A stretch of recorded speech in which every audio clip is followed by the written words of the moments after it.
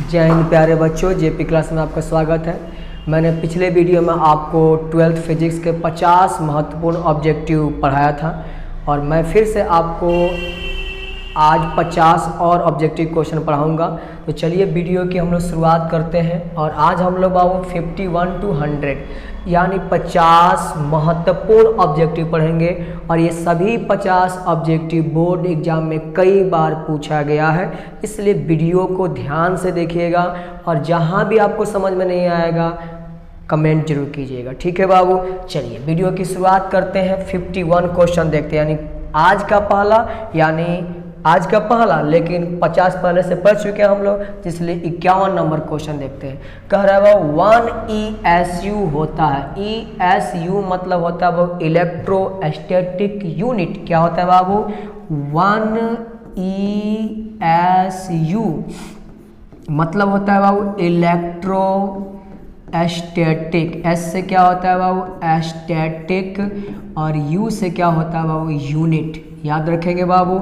और ये किसका मात्रक है बाबू? आवेश का। किसका मात्रक है? ये भी आपसे पूछा जा सकता है कि 1 ESU किसका मात्रक है? आवेश का। तो याद रखेंगे बाबू, एक कूलाम जो होता है कितना बाबू? एक कूलाम जो होता है 3 × 10 के पावर 9 ESU के क्या होता है? बराबर। ये कॉन्सेप्ट आप याद रखिएगा। एक कूलाम बराबर कितना होता है? 3 × 10 के पावर 9 ESU। तो अगर आपसे पूछा गया ESU किसके बराबर होगा तो ESU किसके बराबर होगा बाबू? आप एक में किससे भाग दे दीजिए? 3 × 10 के पावर किससे बाबू? 9 से। ये आ जाएगा 1/3 और 10 के पावर 9 ऊपर जाएगा, 10 के पावर कितना हो जाएगा? -9 कूलाम। समझ में आया कि नहीं आया? तो 1 ESU कोई पूछेगा तो कहिएगा 1/3 × 10 के पावर -9 कूलाम। और अगर आपसे पूछा जाएगा 1 कूलाम कितना होता है तो याद रखेंगे बाबू 3 × 10 के पावर 9 ESU। समझ में आया कि नहीं आया? तो कौन सा ऑप्शन सही है बाबू? 1 ESU किसके बराबर होगा? 3 × 10 के पावर 9 नहीं, 1/3 × 10 के पावर 9 नहीं, 3 × 10 के पावर -9 ये भी नहीं होगा, 1/3 × 10 के पावर -9 ऑप्शन नंबर डी क्या है? सही है। समझ में आया कि नहीं बाबू? तो ये फार्मूला याद रखिए। पहला जो ESU होता है बाबू, ESU ये क्या होता है? किसका मात्रक होता है? आवेश का। और साथ साथ बाबू ये 1 कूलाम बराबर अगर पूछेगा 3 × 10 के पावर 9 ESU और 1 ESU पूछेगा 1/3 × 10 के पावर -9। समझ में आया कि नहीं बाबू? चलिए नेक्स्ट क्वेश्चन क्या कह रहा है? नेक्स्ट क्वेश्चन कह रहा है बाबू कि विद्युत द्विध्रुव के कारण निरक्षीय स्थिति में विभव का मान होता है। अगर आपसे विभव का मान पूछा जाए और किसके कारण? विद्युत द्विध्रुव के कारण। तो अगर आपसे अक्षीय पूछेगा, क्या पूछेगा बाबू? अक्षीय स्थिति में पूछेगा। तो अक्षीय स्थिति में जो विभव का मान होता है बाबू कितना होता है?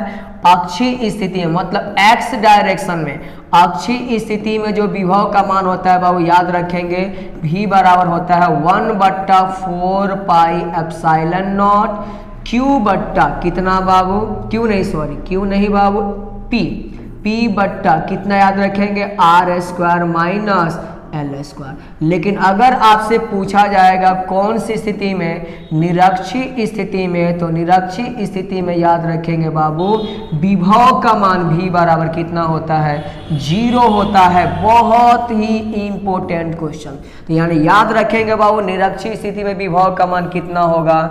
0 होगा। कई बार लड़के ये सोचने लगते हैं 0 नहीं हो सकता है, तो 0 नहीं होगा तो ऑप्शन 0 पर नहीं मारेंगे। लेकिन आप याद रखिएगा निरक्षीय स्थिति में विभव का मान 0, अक्षीय स्थिति में 1/4 पाई एप्सिलॉन नॉट p बट्टा r² -l²। समझ में आया कि नहीं बाबू? बहुत बढ़िया। चलिए नेक्स्ट क्वेश्चन की तरफ बढ़ते हैं हम लोग।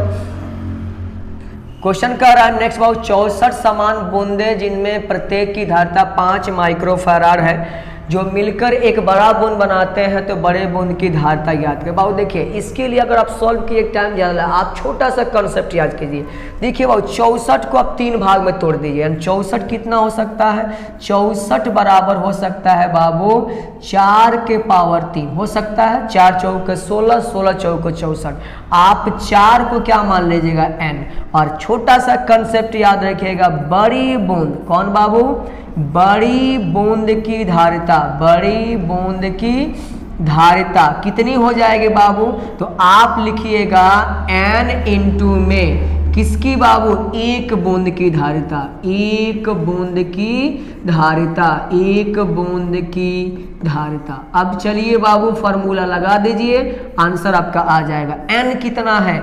4 है, और एक बूंद की धारिता कितनी है? 5 है। तो 5 चौके 20 माइक्रोफैराड। कौन सा ऑप्शन सही है? देख लीजिए बाबू, बी नंबर सही है। बहुत ही इंपॉर्टेंट क्वेश्चन। जब भी आपको क्वेश्चन देगा, यहाँ जो भी बूंद लिखेगा आप समझ जाइएगा उसका हम क्या कर सकते हैं, वो किसी अंक का क्यूब होगा, यानी घन होगा। जिस अंक का घन होगा उसको लिख लीजिए, और साथ साथ एक बूंद की धारिता जितनी दी है उसको गुणा कर दीजिए, आपका आंसर निकल जाएगा। समझ में आया कि नहीं कंसेप्ट? ये फॉर्मूला आपको याद होना चाहिए। ट्रिक की सहायता से आप इसको सेकेंडों में सॉल्व कर सकते हैं। डायरेक्ट सॉल्व कीजिए। 64 किसका पावर होगा? किसका मतलब घन होगा? तो यानी याद रखेंगे 4 का, तो 4 और 1 बूंद का 5, 4 5 20। समझ में आया कि नहीं आया?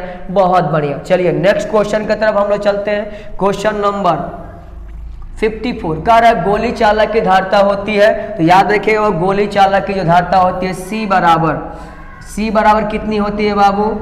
बोलिए 4 पाई एप्सिलॉन नॉट r। कई बार ऑब्जेक्टिव में ये भी देता है कि धारिता किस पर निर्भर करती है, तो r पर क्या करती है? निर्भर। यानी त्रिज्या बढ़ेगी तो उसकी धारिता क्या होगी? बढ़ेगी। ये भी एक कंसेप्ट याद रखिएगा। अगर पृथ्वी की धारिता पूछी जाए तो पृथ्वी की धारिता, अगर पृथ्वी को हम क्या मान ले, एक गोला मान ले, तो पृथ्वी की धारिता कितनी होती है बाबू? याद रखेंगे 711 माइक्रोफैराड। कितनी होती है? 711 माइक्रोफैराड। एक कंसेप्ट आपको क्या रखना है? याद रखना। समझ में आया कि नहीं बाबू? तो कौन सा सही होगा? यहाँ पर ए नंबर क्या हो जाएगा? सही हो जाएगा, 4 पाई एप्सिलॉन नॉट r। चलिए कह रहा है कि एक परावैद्युत माध्यम समांतर प्लेट संधारित्र के बीच डाल दिया जाए तो उसकी धारिता क्या होगी? बढ़ेगी कि क्या होगी? घटेगी, या समान रहेगा, या अपरिवर्तित रहेगा? याद कीजिए फॉर्मूला। समांतर प्लेट संधारित्र का फॉर्मूला कितना होता है बाबू? C बराबर होता है एप्सिलॉन नॉट A बट्टा में क्या होता है? D होता है। यानी एप्सिलॉन नॉट निर्वात की परावैद्युतता। अब C बराबर बाबू याद रखिए यहाँ से क्या निकल जाएगा? अगर हम क्या करें, यहाँ पे कोई माध्यम रख दे, क्या रख दे बाबू? माध्यम। आप पढ़े होंगे बाबू ER बराबर होता है कौन बाबू? E बट्टा यानी एप्सिलॉन बट्टा एप्सिलॉन। कोई भी माध्यम रखेंगे तो ये हो जाएगा एप्सिलॉन नॉट ER, और इनटू में बाबू A, नीचे क्या हो जाएगा? D। देखिए बाबू ER से गुणा हो रहा है, अगर ये गुणा होगा तो 100% मान क्या होगा? बढ़ेगा। यानी किसी भी परावैद्युत माध्यम को समांतर प्लेट संधारित्र के बीच, समांतर प्लेट संधारित्र के बीच अगर क्या किया जाए? रखा जाए तो उसकी धारिता क्या हो जाएगी? बढ़ेगी, यानी बढ़ता है। फॉर्मूला कैसे याद रखिएगा? C बराबर एप्सिलॉन नॉट A बट्टा D, C बराबर एप्सिलॉन नॉट ER, यानी यहाँ सब ER लिख सकते हैं, A बट्टा कौन हो जाएगा? D। यानी इसकी धारिता क्या होगी बाबू? बढ़ेगी। साथ साथ आप ये भी याद रखेंगे, किसके लिए बाबू? निर्वात के लिए। किसके लिए? निर्वात के लिए जो ER का मान होता है 1 होता है। अगर बाबू आपसे पूछेगा अधातु के लिए ER का मान 1 से क्या होता है? अधिक। और ये भी याद रखिएगा बाबू किसके लिए? धातु के लिए। तो धातु के लिए ER का मान क्या होता है? अनंत होता है। क्या होता है बाबू? अनंत होता है। तो कई बार ऐसे क्वेश्चन एग्जाम में पूछे गए हैं, तो ऑप्शन नंबर A सही है। यहाँ पे धारिता क्या होगी बाबू? बढ़ेगी। समझ में आया कि नहीं है बाबू? चलिए नेक्स्ट क्वेश्चन की तरफ बढ़ते हैं। कह रहा है कि आवेशित संधारित्र में संग्राहक प्लेट और संगणक प्लेटों के आवेशों का योग होता है। याद कीजिए वो संग्राहक प्लेट किसको बोलते हैं?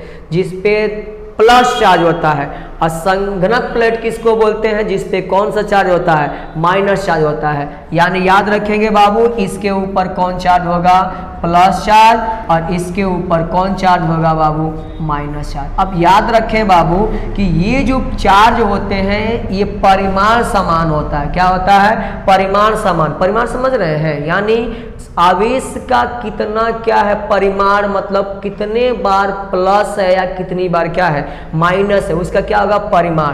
परिमाण समान है लेकिन उसकी प्रकृति क्या है? अलग अलग। दोनों को सम करेंगे, यानी मान लीजिए यहाँ पे Q प्लस चार्ज है और उतना ही कौन चार्ज है? माइनस चार्ज है। दोनों का सम करेंगे, कितना आ जाएगा? 0। यानी ऑप्शन नंबर ए क्या है? सही है। यानी आवेशित संधारित्र में संग्राहक और संगणक प्लेटों के आवेशों का योग क्या होता है? शून्य होता है। ये क्या है बाबू? कौन सा प्लेट है? तो याद रखेंगे संग्राहक। और ये कौन सा प्लेट है? संगणक। कंसेप्ट समझ में आया कि नहीं बाबू? यानी मैंने क्या बताया कि एक प्लेट पर धन आवेश होता है और एक प्लेट पे कौन आवेश होता है? ऋण आवेश। दोनों आवेश का परिमाण समान होगा लेकिन इनकी प्रकृति क्या होगी? अलग अलग प्रकृति। यानी एक पे प्लस चार्ज, एक पे कितना चार्ज? Minus charge. समझ में आया कि नहीं है? और दोनों का सम करेंगे, जितना प्लस चार्ज उतना ही माइनस चार्ज। सम करेंगे तो आंसर क्या आएगा? 0 आएगा। अगला क्वेश्चन हम लोग के पास आ रहा है बाबू। अगला क्वेश्चन क्या कह रहा है? अगला क्वेश्चन कह रहा है बाबू कि खोखले गोली चालक के अंदर विद्युत क्षेत्र की तीव्रता होती है। अब ध्यान से सुनिए बाबू, अगर एक खोखला गोला है और इसके अंदर क्या आपको पढ़ना है बाबू? तीव्रता। तो यानी यहाँ पे आपसे पूछा जाए तीव्रता का मान, तो E बराबर याद रखेंगे 0 होता है। ये बहुत ही इंपॉर्टेंट है। और अगर यही पूछता, ये E क्या है बाबू? तीव्रता। क्या है बाबू? तीव्रता है।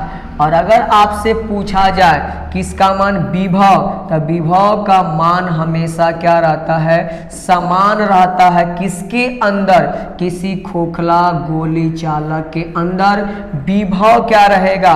समान रहेगा, लेकिन तीव्रता क्या हो जाएगा बाबू? शून्य हो जाएगा। तो यानी खोखले गोली चालक के अंदर विद्युत क्षेत्र की तीव्रता होती है 0। और अगर आपसे विभव पूछता तो क्या बोलते हैं? विभव क्या होता है? नियत और समान होता है। समझ में आया कि नहीं है? कोई दिक्कत यहाँ तक? चलिए नेक्स्ट क्वेश्चन की तरफ हम लोग बढ़ते हैं। नेक्स्ट क्वेश्चन क्या कह रहा है? कह रहा है बाबू E0 का मात्रक होता है। किसका मात्रक होता है बाबू? E0 का। E0 का मात्रक आपको निकालना पड़ेगा। फॉर्मूला याद कर लीजिए बाबू, कूलाम बल याद है आपको? F बराबर होता है 1/4 pi epsilon not Q into Q बट्टा कितना होता है? R²। कूलाम बल क्या होता है बाबू? F बराबर 1/4 pi epsilon not Q into Q बट्टा कितना? R²। अब बाबू हमको किसका मान निकालना है? एप्सिलॉन नॉट का। तो एप्सिलॉन नॉट क्या हो जाएगा बताइए बाबू? 1 बट्टा नीचे क्या ला दीजिए बाबू? F आ जाएगा। नहीं 4 पाई पर रख लीजिए। फिर आपके पास क्या है बाबू? Q है, फिर क्या है? Q है, फिर क्या है? नीचे R² और ये F नीचे आएगा तो 1 क्या हो गया बाबू? F हो गया। समझ में आया कि नहीं बाबू? अच्छा, अब इसका अगर हम लोग क्या निकालें? मात्रक। तो मात्रक देखते हैं कितना होगा। देखिए कभी भी अंक का कोई मात्रक नहीं होगा। ऊपर क्या है? Q, यानी Q क्या है? आवेश। आवेश का मात्रक क्या होता है बाबू? कूलाम। क्या होता है बाबू? कूलाम। और इस आवेश का मात्रक भी क्या हो जाएगा? कूलाम हो जाएगा। ठीक है बाबू? अच्छा, और नीचे क्या है बाबू? देख लीजिए, ये क्या है? नीचे आपके पास है R², यानी दूरी 2 बार है। दूरी का मात्रा क्या होता है? मीटर। तो मीटर गुणे क्या हो जाएगा बाबू? मीटर। और साथ साथ ये भी याद रखेंगे बल भी है, तो बल का मात्रा क्या होता है? न्यूटन। क्या होता है बाबू? न्यूटन। समझ में आया कि नहीं? अब देखिए, अब इसमें तो कोई ऐसा मात्रक दिया नहीं है तो हम लोग थोड़ा सा और सॉल्व कर लेते हैं। देखिए वो क्या निकल रहा है यहाँ पे? कूलाम स्क्वायर, नीचे क्या निकल रहा है? मीटर स्क्वायर, इंटू में क्या निकल रहा है? न्यूटन निकल रहा है। ठीक है बाबू? चलिए देखिए हम लोग थोड़ा सा और सॉल्व करते हैं कैसे क्वेश्चन आगे आएगा। देखिए बाबू ये क्या निकला? Coulomb into coulomb. कौन स्क्वायर हो गया? Coulomb square. Coulomb square. और नीचे देख लीजिए बाबू क्या निकल रहा है? मीटर, एक साथ हम लिख दे रहे हैं बाबू न्यूटन मीटर, और फिर लिख सकते हैं अलग हमने क्या लिख लिया, मीटर लिख लिया। कहिएगा बाबू ऐसा सर आप क्यों कर रहे हैं, तो इसके लिए थोड़ा सा हम लोग और सॉल्व करेंगे। देखिए बाबू क्या निकल गया, कूलाम स्क्वायर और नीचे क्या न्यूटन मीटर। ये बाबू किसका मान होता है, तो ये होता है बाबू ये धारिता का मात्रक होता है। किसका मात्रक होता है, धारिता का, यानी इस ये जो हो जाएगा धारिता का मात्रक coulomb square newton metre farad के बराबर होता है। किसके बराबर होता है, फैराड का। आपके सर कैसे फैराड के बराबर हो जाएगा, तो आप पढ़े होंगे बाबू C बराबर कितना होता है, Q बट्टा V। कितना होता है, Q बट्टा V, यानी C का मात्रा क्या हो जाएगा, आवेश का मात्रा कूलाम, और नीचे देखिए बाबू विभव, विभव है विभव का मात्रा वोल्ट, अब वोल्ट क्या होता है बाबू, जूल प्रति कूलाम। क्या होता है, जूल प्रति कूलाम। कूलाम कहाँ चल जाएगा, ऊपर, यानी इसका जो मात्रक निकलेगा धारिता का मात्रक कितना, देखिए वो मात्रक निकाला, सी से सी मत काट दीजिएगा, C स्क्वायर बट्टा क्या निकल गया, जूल, और जूल यानी कौन मीटर, न्यूटन मीटर, यानी ये किसके बराबर हो जाएगा, वो फैराड के बराबर। किसके बराबर, इसको हम मान लिया है फैराड, तो ये भी क्या हो जाएगा बाबू, फैराड। तो एक फैराड जो होता है बाबू,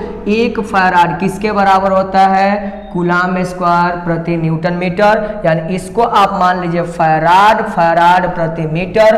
ऑप्शन नंबर बी क्या है, सही है। देख लीजिए बाबू F बराबर 1/4 पे एप्सिलॉन Q बट्टा R स्क्वायर, हमने मात्रक निकाला था कूलाम स्क्वायर प्रति मीटर स्क्वायर, और नीचे भी क्या निकलेगा, newton, coulomb square newton metre, यानी ये जूल के बराबर हो जाएगा, और coulomb square by joule, coulomb square by newton metre किसके बराबर होता है, फैराड, यानी धारिता का मात्रक किसके बराबर, फैराड के बराबर होता है, यानी फैराड प्रति मीटर। समझ में आया कि नहीं बाबू, चलिए बहुत बढ़िया, नेक्स्ट क्वेश्चन की तरफ बढ़ना है। कह रहा है कि आवेश चालक की सतह के किसी बिंदु पर तीव्रता की दिशा होती है। आवेशित चालक होगा, कौन सा चालक होगा बाबू, आवेशित चालक। आवेशित चालक जो होता है उसके सतह के किसी बिंदु पर तीव्रता की दिशा किधर होती है, सतह के क्या होती है, लंबवत होती है। कहाँ होती है बाबू, सतह के लंबवत होती है।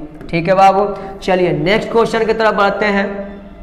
विद्युत द्विध्रुव के कारण लगने वाला बलाघूर्ण होता है, तो आप पढ़े होंगे बलाघूर्ण कितना होता है बाबू, टाउ बराबर कितना होता है, टाउ बराबर होता है बाबू, यानी PE साइन थीटा। कितनी होती है, PE साइन थीटा। किसके लिए बाबू, द्विध्रुव के लिए। अगर वो द्विध्रुव के जगह पर चुंबकीय द्विध्रुव होता तो यहाँ पे हम लोग क्या यूज करते हैं, यानी P के जगह पर M यूज करते, E के जगह पर B यूज करते। आप इसको सदिश रूप में लिख दीजिए, टाउ बराबर क्या हो जाएगा, P क्रॉस E, यार वेक्टर के टर्म में लिख देंगे। आप याद रखिएगा कहीं पर भी A vector cross B vector, दो सदिशों का सदिश गुणनफल क्या होता है, AB कौन थीटा बाबू, साइन थीटा। देखिए बाबू साइन थीटा हटाए हैं, बीच में क्रॉस ला दिए हैं, तो ये आपका P vector cross E vector, यानी P vector cross E vector. Option number A क्या है बाबू, सही है। समझ में आया कि नहीं बाबू, चलिए नेक्स्ट क्वेश्चन की तरफ चलते हैं।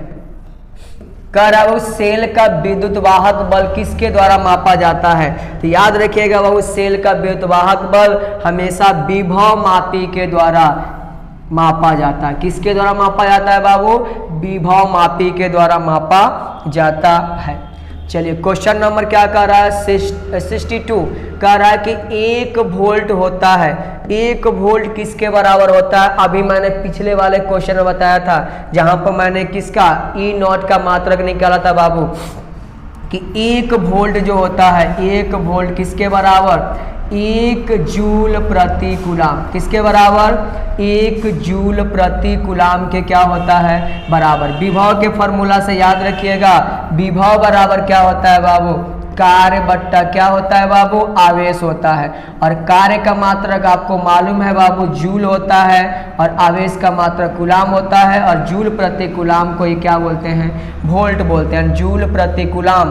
ऑप्शन नंबर बी क्या है, सही है, कई बार एग्जाम में पूछा गया है। ठीक है बाबू, चलिए क्वेश्चन नंबर 63 का रहा है व्हीट स्टोन ब्रिज से तुलना होता है। व्हीट स्टोन ब्रिज याद है बाबू, 4 प्रतिरोध को हम लोग जोड़ते हैं और बीच में क्या जोड़ते हैं, एक विकर्ण भुजा से गैल्वेनोमीटर और एक विकर्ण भुजा से क्या जोड़ते हैं बाबू, यानी बैटरी जोड़ते हैं। तो याद रखिएगा व्हीट स्टोन ब्रिज किसको बाबू, प्रतिरोधों का तुलना करता है। किसका तुलना करता है बाबू, प्रतिरोधों का क्या करता है, तुलना करता है। समझ में आया कि नहीं बाबू। चलिए क्वेश्चन नंबर 64 कह रहा है बाबू, प्रत्यावर्ती धारा की शिखर वोल्टता 440 वोल्ट हो तो आभासी वोल्टता का मान निकालें। आभासी वोल्टता के मतलब ये भी आपको बताना पड़ेगा, मैक्सिमम जो मान होगा यानी वोल्टता का रहा वी नॉट। वी नॉट माने क्या यूज किया बाबू, तो हमने यूज किया बाबू आभासी वोल्ट। आभासी वोल्टता हमने यूज किया और साथ साथ हमने क्या किया बाबू, यानी VRMS को हमने यूज किया। कौन बाबू, यानी शिखर, यानी IRMS शिखर, यानी यहाँ पे क्या यूज किया बाबू, यानी शिखर वाला। ठीक है बाबू, वर्ग माध्य मूल धारा, यानी ये टर्म आपको याद रखना है। तो बाबू देखिए यहाँ पे ऑप्शन आपके पास, ये देखिए बाबू ये होगा बाबू शिखर वोल्टता। शिखर वोल्टता सॉरी गलती हो गया, यहाँ पे शिखर वोल्टता दिया है। शिखर वोल्टता क्या होगा बाबू, वी नॉट होता है। मैक्सिमम जो होता है शिखर वोल्टता होता है। शिखर वोल्टता क्या होगा बाबू, आपके पास क्या होगा वी नॉट, और VRMS क्या हो जाएगा बाबू, आभासी। क्या हो जाएगा बाबू, आभासी। याद रखिएगा बाबू आभासी वोल्टता हो जाएगा। ठीक है, मैंने उल्टा बोल दिया था, आप थोड़ा ध्यान से इसको देख लीजिए। वी नॉट क्या है, शिखर वोल्टता, VRMS क्या है, आभासी वोल्टता। अब बाबू फार्मूला याद कर लीजिएगा, VRMS क्या होता है, VRMS बराबर होता है बाबू V नॉट बट्टा √2। कितना होता है, V नॉट बट्टा √2। और मान रख दीजिए बाबू यहाँ पे, इसका मान कितना दिया है बाबू, इसका मान दिया 440। कितना दिया है, 440। नीचे कितना दिया है बाबू, तो नीचे दिया है आपके पास मान कितना होता है, कितना बाबू √2। ठीक है, √2 होगा। अब यहाँ से मान निकाल लीजिए, 440 को कितना लिख सकते हैं, 220 गुणे 2 लिख सकते हैं, और नीचे क्या लिख दीजिए बाबू, रूट में 2। चलिए एक बार और आगे सॉल्व करते हैं। 220 इंटू में रूट में 2 नीचे है, तो आप क्या, आप इसको ऐसे लिख सकते हैं √2 इंटू √2। पढ़े हैं बाबू, √2 इंटू √2 किसके बराबर हो जाएगा, 2 के, और नीचे कितना है √2। √2 से √2 खत्म, 220 √2। कौन सा ऑप्शन सही है, सी नंबर क्या है, सही। कंसेप्ट समझ में आया कि नहीं बाबू। यानी शिखर वोल्टता जो होता है वो क्या होता है बाबू, V नॉट, और आभासी क्या होता है, VRMS वर्ग माध्य मूल विभव यानी वोल्टता। समझ में आया कि नहीं बाबू।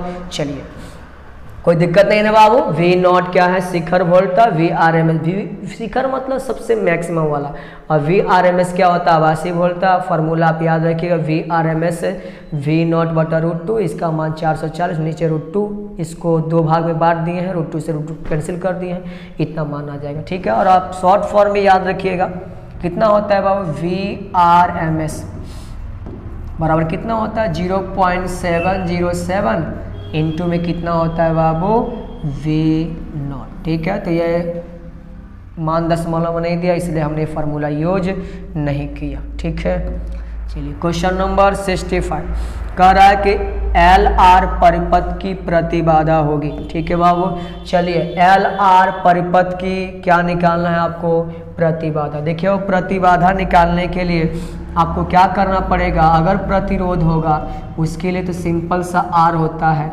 अगर आपके पास संधारित्र यानी धारिता वाला कंडीशन आएगा 1/ω यूज कीजिएगा, और प्रेरकत्व कुंडली वाली बात आएगी तो इसके लिए क्या याद करना है बाबू, ω/L यूज करना है। ठीक है बाबू, और Z बराबर क्या होता है, प्रतिबाधा।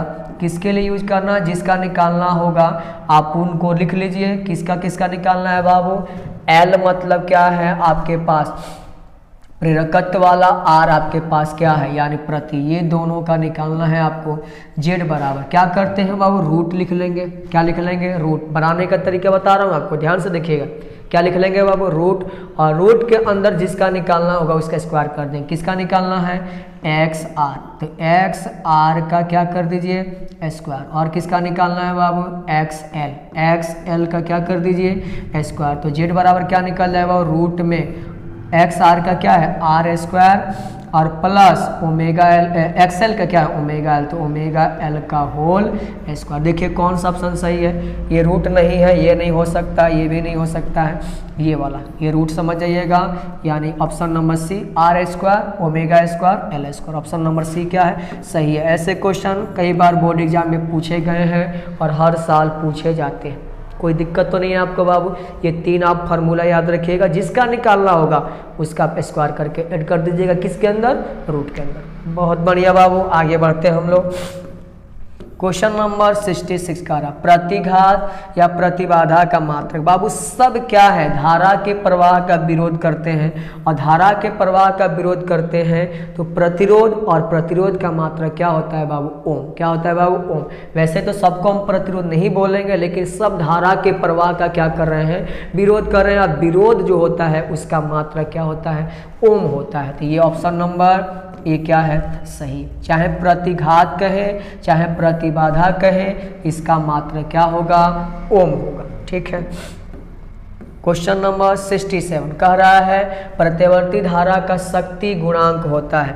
याद कीजिए बाबू, शक्ति गुणांक वाला फॉर्मूला जो PAV एवरेज जो होता है कितना होता है बाबू, VRMS इंटू में IRMS इंटू में cos फाई। क्या होता है बाबू, cos फाई। तो याद रखिए शक्ति गुणांक यही आपके पास cos फाई क्या है बाबू, तो याद रखिए cos फाई ही है शक्ति गुणांक, यानी कौन फैक्टर, पावर फैक्टर। क्या है बाबू, पावर फैक्टर है, यानी ऑप्शन नंबर कौन सा सही है, बी नंबर सही है। ठीक है बाबू, प्रत्यवर्ती धारा का शक्ति गुणांक कितना होता है बाबू, cos फाई होता है। कोई दिक्कत बाबू आपको समझ में आ रहा है सभी क्वेश्चन। चलिए क्वेश्चन नंबर 68,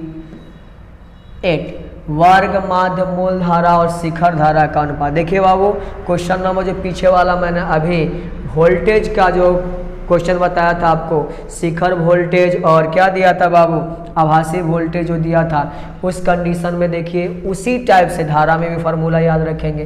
देखिए वर्ग माध्य मूल धारा, इसको बोलेंगे IRMS,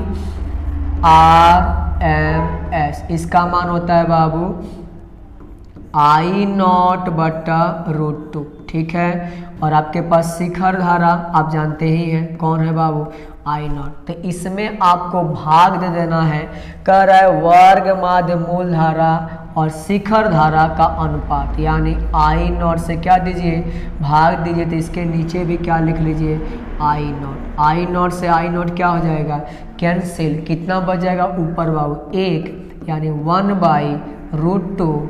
ये क्या हो जाएगा हम लोग का 1/√2। ऑप्शन नंबर बी क्या है, सही है। समझ में आया कि नहीं, वो कैसे हमने सॉल्व किया।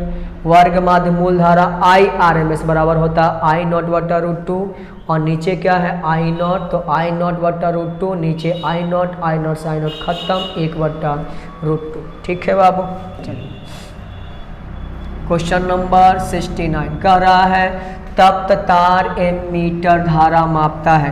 तप्त तार एमीटर बाबू हमेशा क्या मापता है, वर्ग माध्य मूल धारा को क्या करता है, मापता है। एमीटर किसको मापता है, धारा को। और कौन सी धारा को मापता है, वर्ग माध्य, कौन धारा, मूल धारा। चलिए नेक्स्ट क्वेश्चन की तरफ चलते हैं। हेनरी किसका मात्रक है, तो याद रखेंगे बाबू हेनरी किसका मात्रक होता है, प्रेरकत्व का। किसका मात्रक है बाबू, प्रेरकत्व। प्रेरकत्व का मात्रक क्या होता है बाबू, हेनरी होता है। क्या होता है बाबू, हेनरी। वैसे प्रतिघात का मात्रक आपसे कोई पूछेगा तो कितना याद रखिएगा, ओम याद रखिएगा। प्रतिरोध का मात्रक क्या याद रखिएगा बाबू, ओम ही होता है। और किसका चालकता, चालकता का मात्रा कितना होता है बाबू, तो कहिएगा ओम के पावर -1, किसका मीटर के पावर -1। तो ऑप्शन नंबर बी क्या है, सही। सब मात्रक आपको याद रखना है। क्वेश्चन नंबर 71 कह रहा है बाबू कि आई बराबर आपके पास दिया है 60 sin 100 पाई टी हो तो वर्ग माध्य मूलधारा और आवृत्ति क्या होगा। ठीक है बाबू, चलिए हम लोग क्वेश्चन को क्या करते हैं, सॉल्व करते हैं। ठीक है बाबू, चलिए देखा जाए बाबू क्वेश्चन क्या दिया है, आई बराबर 60 sin 100 पाई टी। देखिए बाबू सबसे पहले आप याद रखिए जो क्वेश्चन दिया है उसको लिख लेते हैं। आई बराबर दिया है बाबू 60 साइन क्या दिया है बाबू 100 पाई टी, जबकि हम लोगों ने क्या पढ़ा है, आई बराबर क्या होता है, आई नॉट साइन ओमेगा टी। कितना होता है बाबू, आई नॉट साइन ओमेगा टी। देखिए बाबू आई नॉट साइन ओमेगा टी आया है, आप देखिए आई नॉट के जगह पर कितना दिया है 60, ओमेगा के जगह पर कितना दिया है 100 पाई, तो हमारे पास आई नॉट का मान निकल गया कितना बाबू, आई नॉट का मान निकल गया 60 एम्पियर और ओमेगा का मान निकल गया है बाबू, ओमेगा का मान कितना निकला है, तो 100 पाई। एक और फार्मूला याद रखिए बाबू, ओमेगा बराबर हम लोग लिख सकते हैं 2 पाई एफ। एफ क्या है बाबू, फ्रीक्वेंसी, यानी कितना हो जाएगा 100 पाई, पाई से पाई कैंसिल हो जाएगा, 2 से कितनी बार में 100 कट जाएगा वो 50 बार में, तो एफ का मान निकल गया 50 और आवृत्ति का मात्रा क्या होता है बाबू, Hz यानी 50 हर्ट्ज। ठीक है बाबू, दूसरा आपको क्या निकालना है बाबू, आपको निकालना है वर्ग माध्य मूलधारा। क्या निकालना है, वर्ग माध्य मूलधारा, यानी उसको क्या बोलते हैं बाबू, IRMS। क्या बोलते हैं, IRMS। और IRMS क्या होता है बाबू, तो I नॉट बट्टा √2। और देख लीजिए I नॉट बट्टा √2, I नॉट कितना है बाबू, तो क्वेश्चन में मैंने सॉल्व किया है, यहाँ पे 60 है और 60 में √2 से क्या दे देंगे, भाग दे देंगे, तो आप लिख सकते हैं बाबू 60 को 30 गुणे 2 लिख सकते हैं, नीचे बाबू √2 लिख सकते हैं, √2 से 2 खत्म होगा तो कितनी बार में, √2 बार में, यानी IRMS का मान निकला 30 √2 और फ्रीक्वेंसी निकला बाबू 50 हर्ट्ज। ऑप्शन नंबर बी क्या है, सही है। बनाने का तरीका समझ में आया बाबू। आई बराबर जो क्वेश्चन दिया है 60 साइन 100 पाई टी, हम लोग जानते हैं आई बराबर I naught sine omega t. I naught का मान 60 है, ओमेगा का मान 100 पाई है, ओमेगा बराबर कितनी होती है 2 पाई एफ, 2 पाई एफ बराबर 100 पाई है, पाई से पाई कैंसिल हो जाएगा, 2 से कटाएंगे 100, 50 बार में, एफ का मान तो 50 निकल गया। IRMS क्या होता है, आई नॉट बट्टा √2 होता है, आई नॉट का मान 60 है, 60 बाई √2 निकल जाएगा 30 √2, यानी ऑप्शन नंबर बी क्या है बाबू, सही। सबको समझ में आया कि नहीं बाबू, कोई प्रॉब्लम यहाँ तक नहीं। ठीक है बाबू, चलिए आगे बढ़ते हैं हम लोग।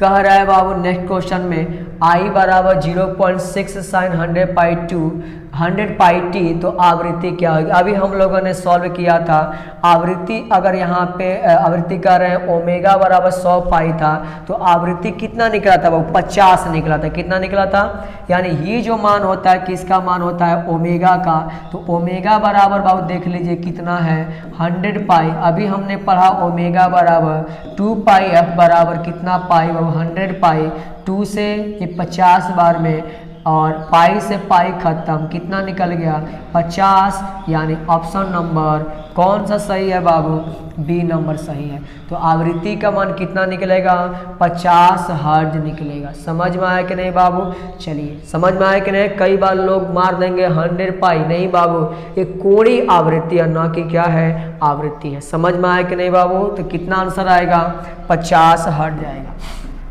73 की तरफ चलते हैं। अपचायी ट्रांसफार्मर में कौन सी राशि घटती है, बहुत ही बढ़िया क्वेश्चन है बाबू। ध्यान से देखिए, अगर आपसे कहेगा कौन बाबू, आप चाई ट्रांसफार्मर, मैं आपको कंसेप्ट बता देता हूं और ऐसा क्वेश्चन कोई भी आएगा आप आराम से इसका आंसर बता सकते हैं। आप चाई ट्रांसफार्मर, ठीक है बाबू, याद रखिए वो अप चाई, यानी यहाँ पे क्या होगा बाबू, वोल्टेज अप चाई, यानी इंग्लिश से याद रखिए स्टेप डाउन। कौन बाबू, स्टेप डाउन। स्टेप डाउन में क्या होता है, वोल्टेज आपका क्या होता है, घटता है। और अगर आपका वोल्टेज घटता है तो स्टार मार के याद रखिएगा, धारा क्या होता है, बढ़ता है। धारा क्या होता है बाबू, बढ़ता है। अगर आपसे पूछा जाए कि अपचाई ट्रांसफार्मर स्टेप डाउन में क्या होगा, वोल्टेज घटेगा और धारा क्या होगा, बढ़ेगा। अगर आपके पास कौन सा क्वेश्चन दे, अपचाई के जगह पे क्या दे दे बाबू, ऊंचाई, कैसा ट्रांसफार्मर दे, ऊंचाई ट्रांसफार्मर दे, ऊंचाई ट्रांसफार्मर, तो इस कंडीशन में आप याद रखिएगा, इंग्लिश तो याद है आपको, स्टेप अप। इसमें आपका बाबू वोल्टेज, कौन सा बाबू, वोल्टेज क्या होता है, बढ़ता है। वोल्टेज क्या होता है, बढ़ता है। और धारा क्या होता है, घटता है। धारा क्या होता है बाबू, घटता है। देखिए मैंने पूरा कंसेप्ट आपका क्लियर कर दिया। यानी देखिए बाबू, जब भी अपचाई ट्रांसफार्मर होगा कहिएगा वोल्टेज घटता है, धारा बढ़ता है। ऊंचाई कहेगा ऊंचाई, वोल्टेज बढ़ेगा, धारा क्या होगा, घटेगा। और याद रखिएगा इनके लिए जो फेरों की संख्या देखिए घट रहा है, तो N1 यानी नंबर ऑफ टर्न, प्राइमरी जो क्वाइल है उसमें क्या होता है, ज़्यादा होता है, और N2 में क्या होता है, कम होता है। लेकिन इसमें क्या याद रखेंगे, N1 कम होता है, N2, तभी तो कहा है बाबू स्टेप अप, इससे ज़्यादा। ये क्या, स्टेप डाउन, इससे क्या होगा, कम होगा। तो देख लिए सभी कॉन्सेप्ट आपके सामने मैंने क्लियर किया। देखिए बाबू, अप चाहे ट्रांसफार्मर कह रहा है कौन सा घटता है, देख लीजिए क्या है, वोल्टेज। ऑप्शन नंबर बी क्या है, सही। सबको समझ में आया बाबू। अब ये भी याद रखिएगा, अपचाई ट्रांसफार्मर में क्या होता है, N1 बड़ा है N2 से, ऊंचाई में क्या है, N1 छोटा है N2 से। ये प्राइमरी सेल नहीं, प्राइमरी क्वाइल में किसकी संख्या, फेरों की संख्या, और N2 क्या, सेकेंडरी क्वाइल यानी द्वितीयक कुंडली में फेरों की संख्या। समझ में आया कि नहीं। चलिए क्वेश्चन नंबर क्या कह रहा है बाबू, 74। ऊंचाई ट्रांसफार्मर के प्राथमिक और द्वितीयक में N1, यहाँ पे थोड़ा सा मिसप्रिंट हो गया है, यानी इसको मान लीजिए बाबू, इसको मान लीजिए N1 और ये क्या है, N2। यानी N1 है किस में, प्राइमरी में, N2 है किस में, सेकेंडरी में। और क्या कह रहा है, ऊंचाई। अबे मैंने बताया बाबू, ऊंचाई बढ़ेगा, N1 से ज्यादा के में होगा, N2 में। तो N1 से ज्यादा किस में, N2। ये है बाबू स्टेप अप के लिए, और ये है आपके पास स्टेप डाउन के लिए। यानी ये होगा बाबू अप चाई। इंग्लिश नहीं याद होगा तो हिंदी, और ये याद रखिएगा ऊंचाई। समझ में आया कि नहीं आया। चलिए क्वेश्चन नंबर 75 क्या कह रहा है, ट्रांसफार्मर में विद्युत ऊर्जा का उष्मा के रूप में रूपांतरण कहलाता है। यानी जो कुंडली होती है उसमें तांबे के तार को लपेटा जाता है, और जब भी उससे विद्युत धारा प्रवाहित की जाती है तो प्रतिरोध के कारण जो तांबे का तार होता है वह गर्म होता है, और गर्म होगा तो उष्मा प्राप्त होगा। और वो उष्मा प्राप्त होता है किस ह्रास के कारण, तो याद रखिए तांबे का तार, यानी कौन ह्रास, ताम्र ह्रास। समझ में आया कि नहीं बाबू। चलिए क्वेश्चन नंबर 76। कांच से वायु में प्रकाश प्रवेश करते समय किस प्रकाश का क्रांतिक कोण कम होता है। क्रांतिक कोण क्या होता है, कम होता है किस लाइट का। चलिए मैं आपको बता दूं ये किससे रिलेटेड है। अपवर्तनांक से। किससे रिलेटेड बाबू? अपवर्तनांक से। और अपवर्तनांक से याद रखिएगा इनडायरेक्टली प्रोपोर्शनल होता है बाबू कौन सा कोण? क्रांति कोण। जिसका अपवर्तनांक ज़्यादा क्रांति कोण कम होगा, और जिसका अपवर्तनांक कम क्रांति कोण ज़्यादा। किसका अपवर्तनांक सबसे ज़्यादा होता है बाबू? बैगनी का। तो किसका क्रांति कोण सबसे, देखिए ये क्या है, बैगनी का अपवर्तनांक अधिक, तो उसका क्रांति कोण क्या हो जाएगा? कम हो जाए। किसका कम हो रहा है बाबू? बैगनी का। समझ जाइएगा बाबू, बैगनी का क्रांति कोण कम। और किसका अपवर्तनांक सबसे कम होता है? कहिएगा बाबू लाल रंग का अपवर्तनांक कम। इसका मतलब है कि इसका क्रांति कोण क्या होगा? अधिक होगा। तो किस रंग का क्रांति कोण अधिक होगा? लाल का। किस रंग का क्रांति कोण कम होगा? बैगनी का। तो इसका सबसे क्या होगा? अधिक होगा, और इसका सबसे क्या होगा? कम होगा। तो कौन सा ऑप्शन सही है बाबू? ऑप्शन नंबर कौन बाबू? ए क्या है? सही है। कंसेप्ट समझ में आया बाबू? अपवर्तनांक इनडायरेक्टली प्रोपोर्शनल कौन बाबू? क्रांति कोण। जिसका अपवर्तनांक क्या होगा? ज़्यादा होगा, क्रांति कोण कम होगा। जिसका अपवर्तनांक कम होगा, क्रांति कोण क्या होगा? ज़्यादा होगा। ये आपको याद होना चाहिए। और अगर आपको ये फार्मूला वगैरह याद है, आराम से आप कोई भी क्वेश्चन पूछेगा, आप अपना कॉन्सेप्ट लगा के इस क्वेश्चन को सॉल्व कर सकते हैं। ठीक है बाबू? तो सबसे पहले आप लोग अपना कॉन्सेप्ट क्लियर रखिएगा, जो भी क्वेश्चन पूछेगा उसको सॉल्व कर सकते हैं। ठीक है बाबू?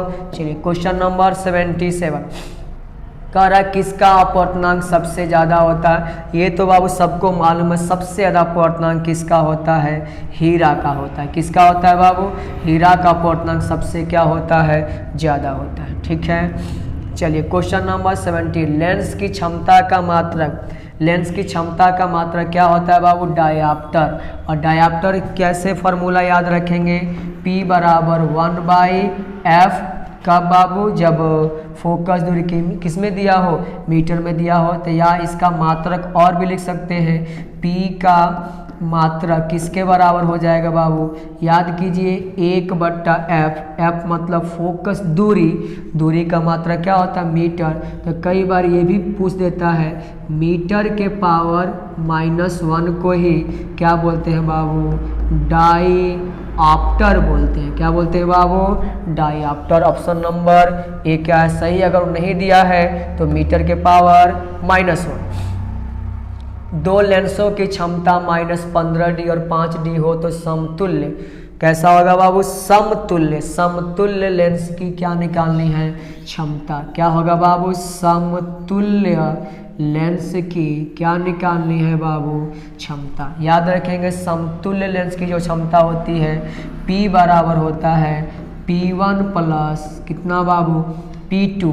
P बराबर P1 का मान -15 है प्लस P2 का मान कितना है बाबू?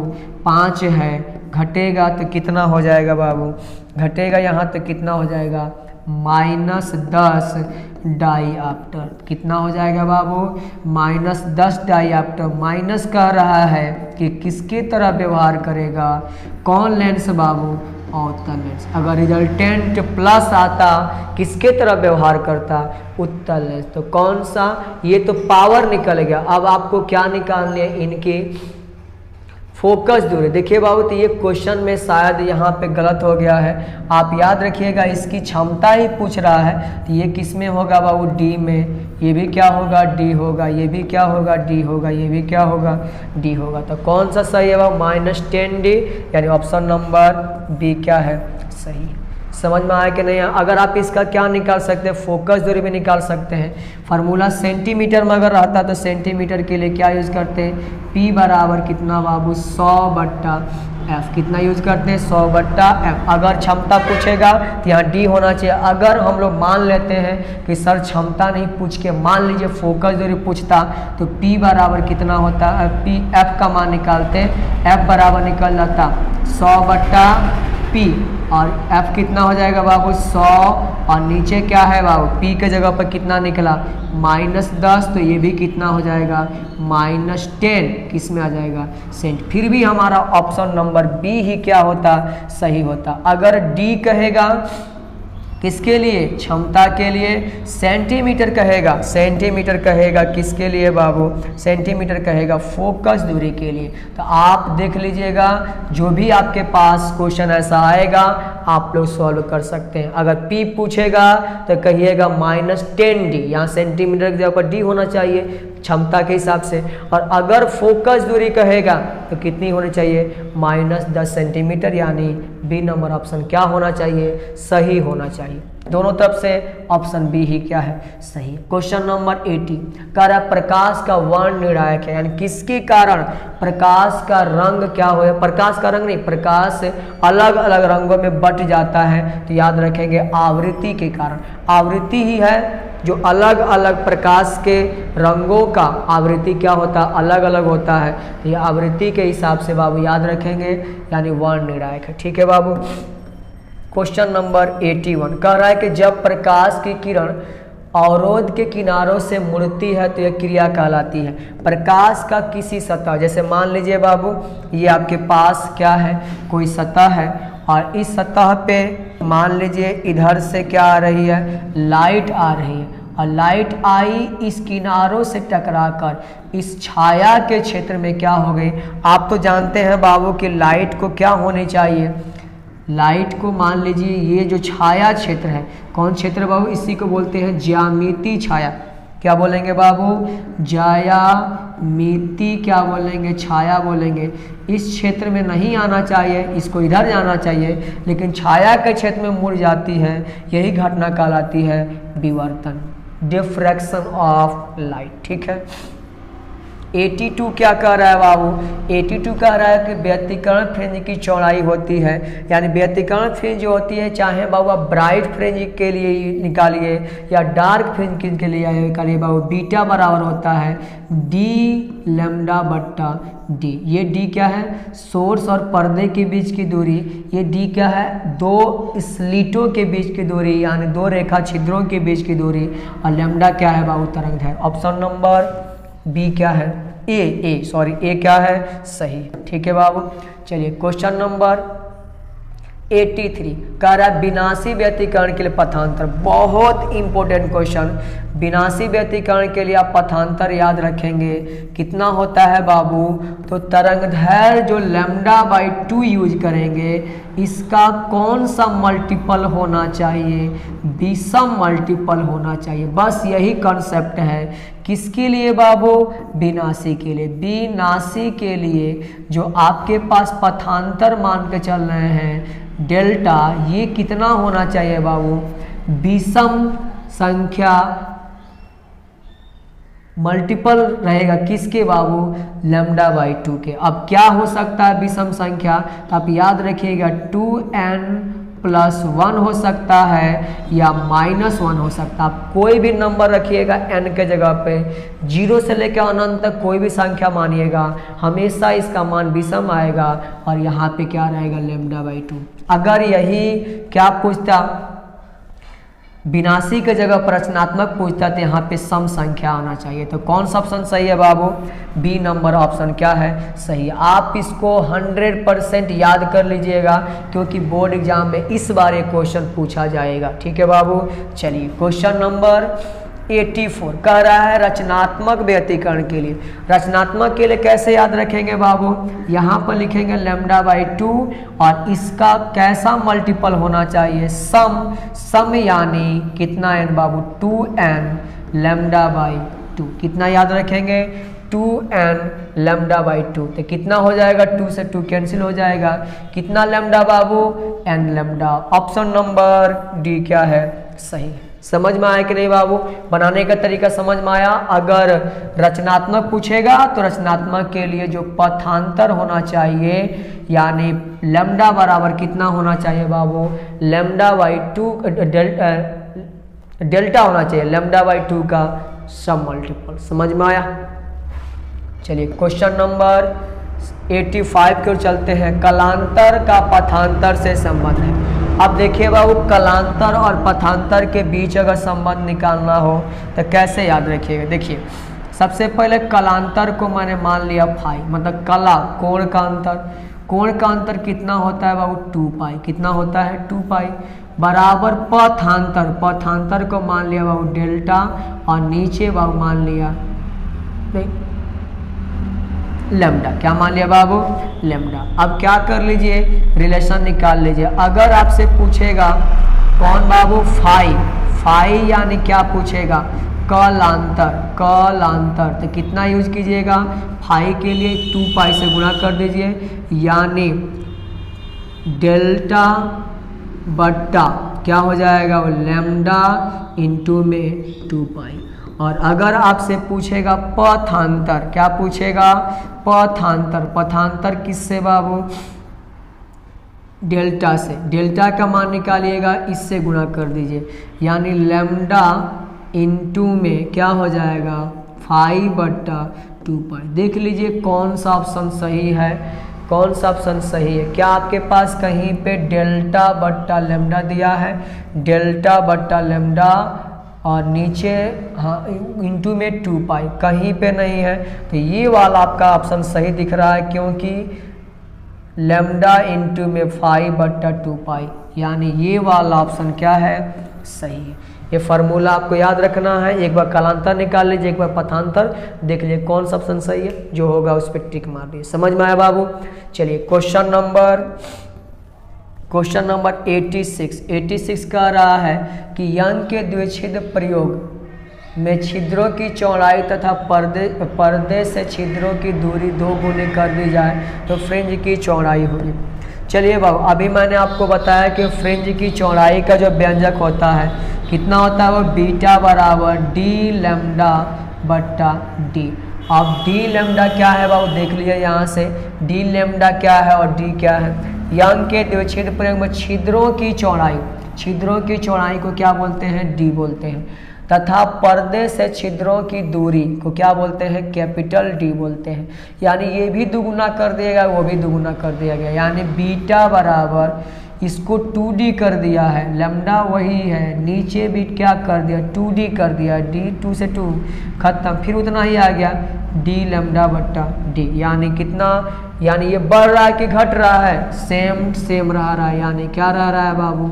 समान रह रहा है, नो चेंज, यानी अपरिवर्तित रहती है। ऑप्शन नंबर सी क्या है? सही है। समझ में आया कि नहीं यार? देखिए बाबू, अगर d का मान, यहाँ कंसेप्ट याद रखिएगा, बीटा d पर डिपेंड है। अगर d बढ़ेगा तो ये भी क्या होगा? बढ़ेगा। और अगर बीटा छिद्रों के बीच की दूरी 1/d है, मतलब d है, तो d बढ़ेगा तो ये क्या होगा? घटेगा। ठीक है, यानी स्लिट के बीच की दूरी बढ़ाने से व्यतिकरण फ्रिंज की चौड़ाई क्या हो जाएगी? कम हो जाएगी। ठीक है, चलिए क्वेश्चन नंबर 87, ताप घटाने पर अर्धचालक का प्रतिरोध बढ़ता है कि घटता है? देखिए वो ताप घटाने पर, देखिए बाबू, अगर हम बात करें चालक, क्या बात करें बाबू? चालक जो होता है, और इससे सामने चालक की कंडीशन कर रहे हैं, तो चालक के लिए जो ताप होता है डायरेक्टली प्रोपोर्शनल क्या हो जाएगा? प्रतिरोध। यानी अगर आप किसी चालक का क्या बढ़ा दीजिए?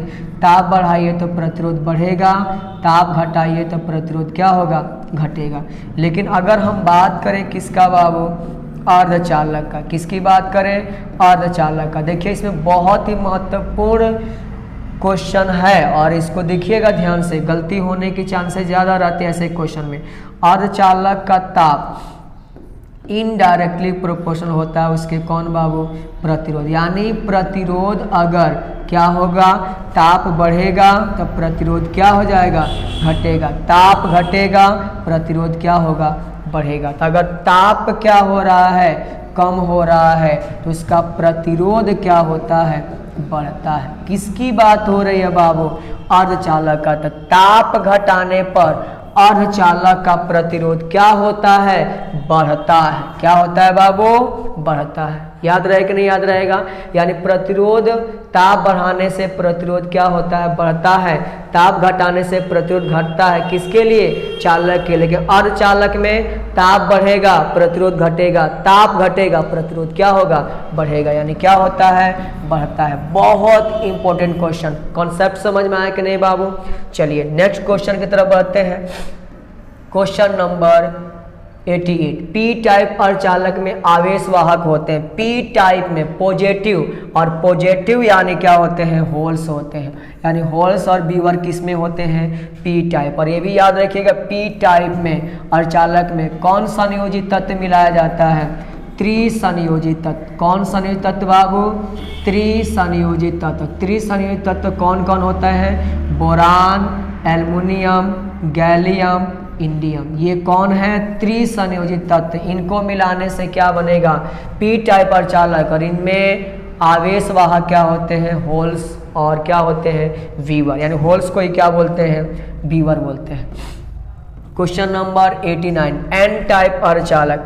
एन टाइप अर्धचालक में बाबू याद रखिएगा कौन सा तत्व मिलाया जाता है? तो याद रखिएगा एन टाइप में, एन टाइप में याद रखिएगा कौन सा? तो पंच संयोजी। कौन संयोजी बाबू? पंच संयोजी तत्व मिलाया जाता है। और पंच संयोजी तत्व कौन कौन हो सकते हैं? नाइट्रोजन, फास्फोरस, आर्सेनिक, एंटीमनी, और कौन बाबू? बिस्मथ। ये पांचों में से कोई अगर मिलाएंगे तो एन टाइप अर्धचालक मिलेगा। और इसमें आवेश वाहक कौन होते हैं? इलेक्ट्रॉन होते हैं। याद रहे कि नहीं याद रहेगा बाबू? ऐसा क्वेश्चन हर बार बोर्ड में पूछा गया है, इसलिए आप इसको याद रखिएगा। एन टाइप पंच संयोजित तत्व, nitrogen, phosphorus, arsenic, antimony, bismuth. New Zealand, Pakistan, Australia सब बीमार। इस टर्म को याद रखिएगा, ठीक है बाबू? एन टाइप अर्धचालक में कौन संयोजी? पंच संयोजी। और पी टाइप में त्रिसंयोजी। कह रहा है बाबू 90 नंबर। आयाम मार्लोन का सूचकांक होता है। आयाम मार्लोन का सूचकांक होता है बाबू 0 से किसके बीच? 1 के बीच। किसके किसके बीच होता है बाबू? 0 से 1 के बीच होता है, ठीक है? चलिए नेक्स्ट क्वेश्चन देखते हैं। कह रहा है कि आकाश तरंग संचरण आधारित है। आप पढ़े होंगे आकाश तरंग संचरण क्या होता है बाबू? तो आयन मंडल द्वारा क्या होती है? सिग्नल परावर्तित होती हैं। यानी ऑप्शन नंबर ए क्या है? सही है। 92 क्या कह रहा है बाबू? 92 कह रहा है अकेले युक्ति जो मॉडलन और वी मॉडलन दोनों का कार्य करती है। मॉडलन क्या करता है बाबू? कम आवृत्ति वाले सिग्नल को अधिक आवृत्ति वाले वाहक तरंग पर आरोपित करते हैं तो मॉडलन कहलाता है। और ध्वनि सिग्नल जो होता है उसको अलग करना वी मॉडलन कहलाता है। और दोनों एक साथ काम करें उस युक्ति को बोलते हैं मॉडेम। क्या बोलते हैं बाबू? मॉडेम। याद रखिएगा मॉडुलन और वी मॉडुलन के जगह पे दोनों अकेले काम करेगी उसको क्या बोलेंगे बाबू? मॉडेम बोलेंगे, ठीक है बाबू?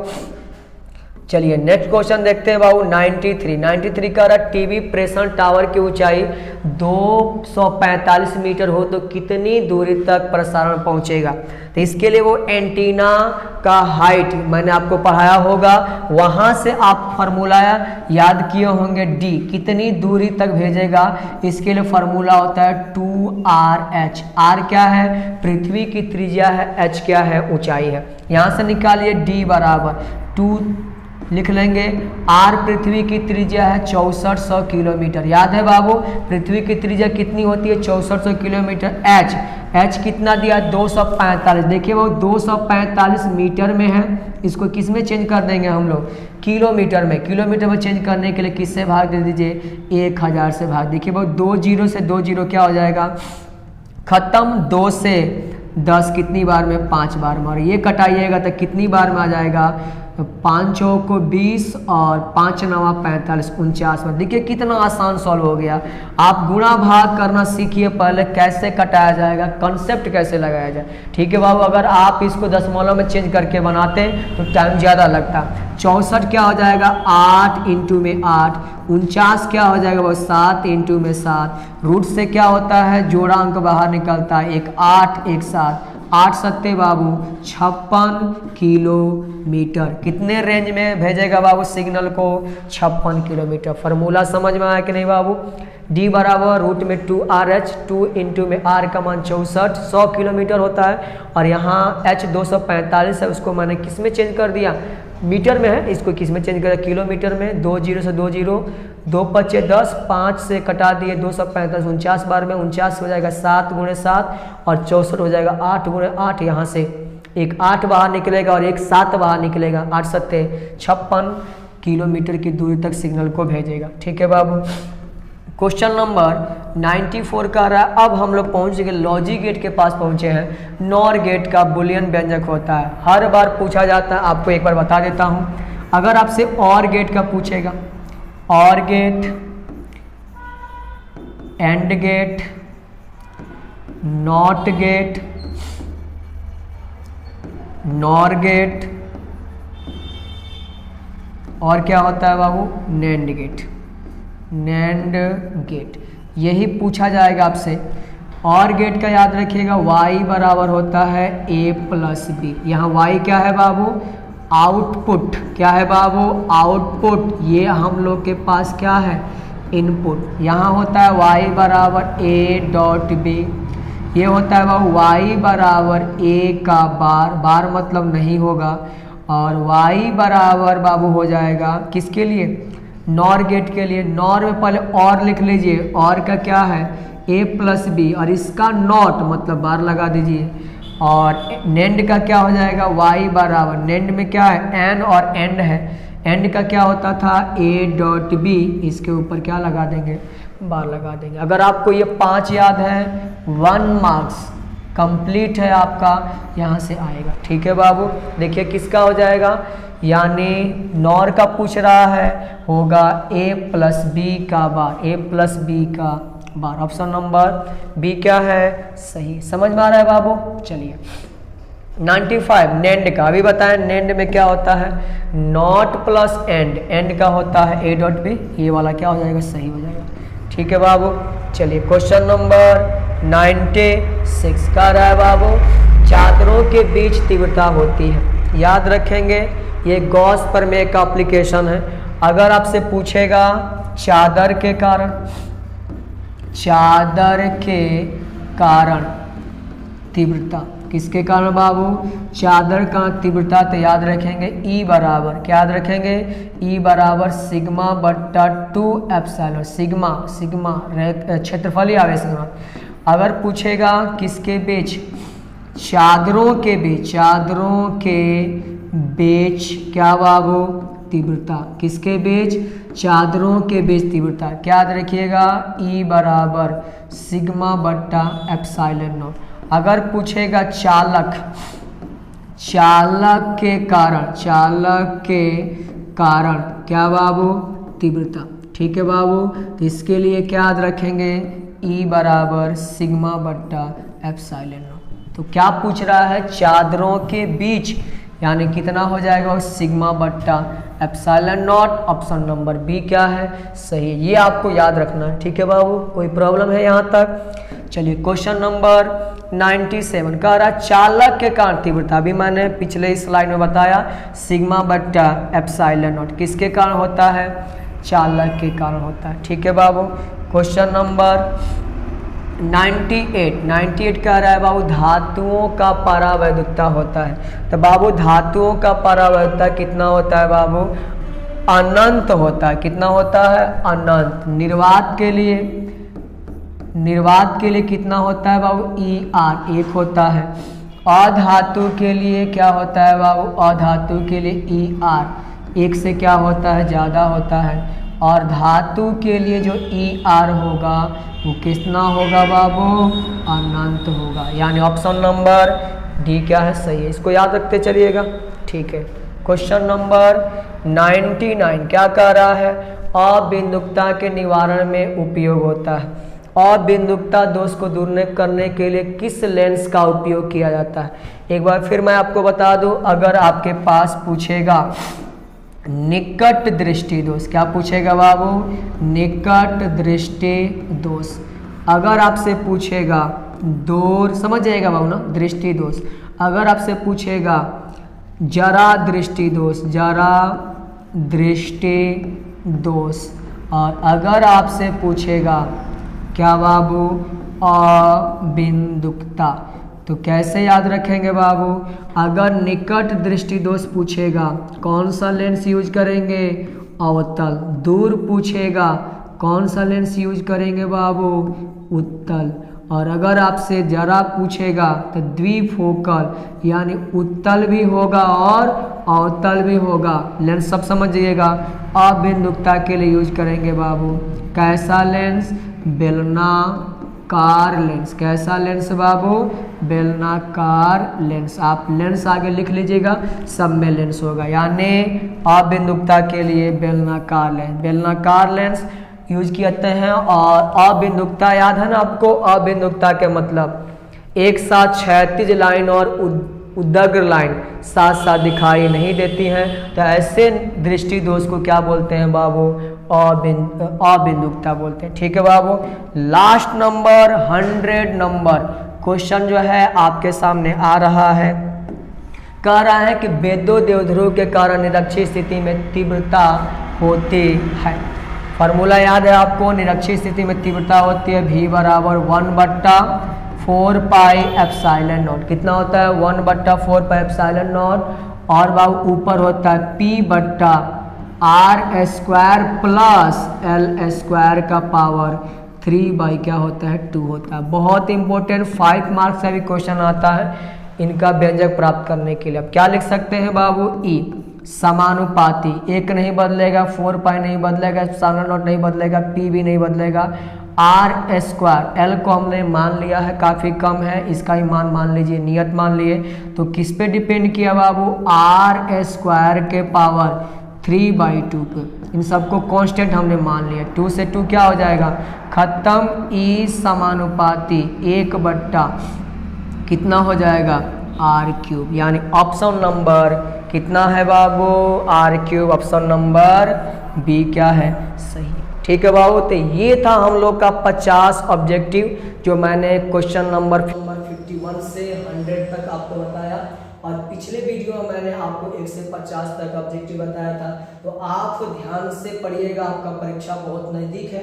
और ये दोनों अगर पार्ट आप देख लेते हैं, कम से कम 30 ऑब्जेक्टिव क्वेश्चन संभव है कि इनमें से आएगा। इसी कंसेप्ट से, मैं ये नहीं कहूँगा ये भी ऑब्जेक्टिव आएगा, इसी कंसेप्ट से ऑब्जेक्टिव आते हैं एग्जाम में। तो इसलिए बाबू ध्यान से पढ़िएगा। आगे मैं आपको जो भी 2 मार्क के यानी 2 नंबर के जो भी इम्पोर्टेंट क्वेश्चन है अगले वीडियो में आपको उनको लेकर आऊँगा।